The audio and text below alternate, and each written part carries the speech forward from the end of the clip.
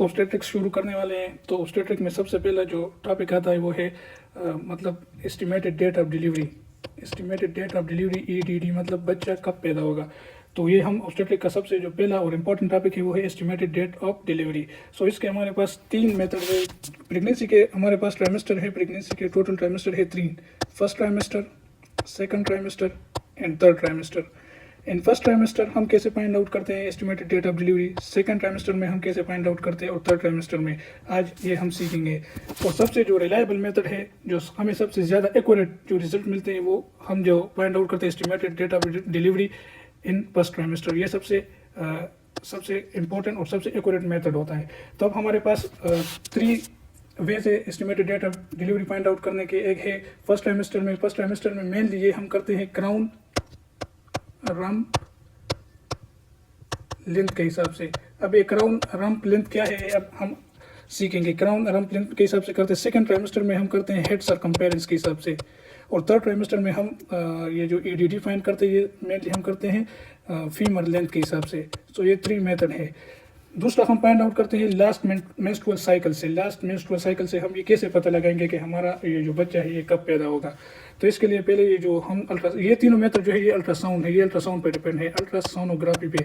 ये हम पहले अल्ट्रासाउंड मशीन में वो जो एब्डोमिनल अल्ट्रासाउंड करते हैं उसमें हम क्राउन रंप लेंथ, या अगर सेकंड ट्राइमेस्टर में बच्चा है तो हेड सरकमफेरेंस, अगर थर्ड ट्राइमेस्टर में है तो फीमर लेंथ, ये हम फाइंड आउट करते हैं। और जो अल्ट्रासाउंड की मशीन है वो हमें ऑटोमेटिकली गेस्टेशनल एज बताती है, और गेस्टेशनल एज से फिर हमें पता चलता है कि ये बच्चा कितने दिनों में और कब एक्सपेक्टेड है पैदा होगा ये बच्चा। तो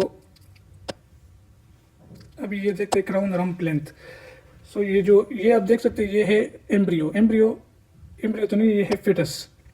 एम्ब्रियो 28 दिन तक जो थे उसको एम्ब्रियो कहते हैं, 28 दिन के बाद इसको हम फीटस कहते हैं। तो ये बड़ा है तो ये फीटस है।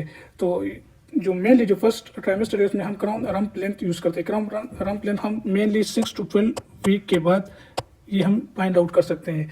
तो ये जो पार्ट है जहाँ पे हेड है ये वाला, और ये जो पार्ट है इसको रंप कहते हैं, इसको क्राउन कहते हैं। ये जो लेंथ है लॉन्गिट्यूडनल लेंथ, इसको हम क्राउन रंप लेंथ कहते हैं।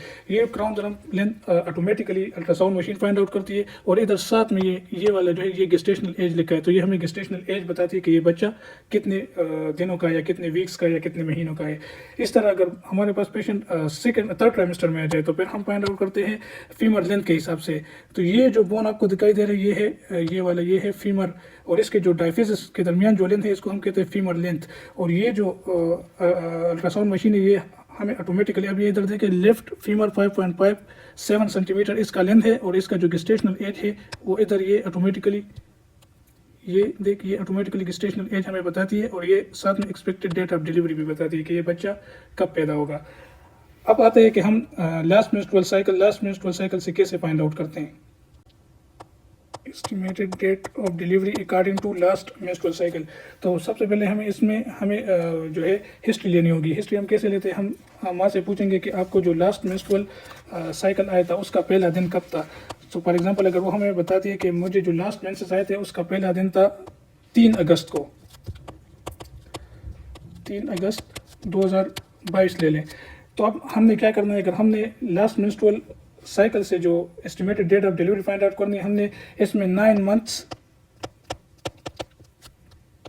प्लस 7 days ऐड करने हैं। अभी हम किस तरह करेंगे, ये जो डेज है ये इसमें ऐड करो, ये जो दिन है दिन में दिन ऐड करो, ये जो महीने है इसमें महीना ऐड करो।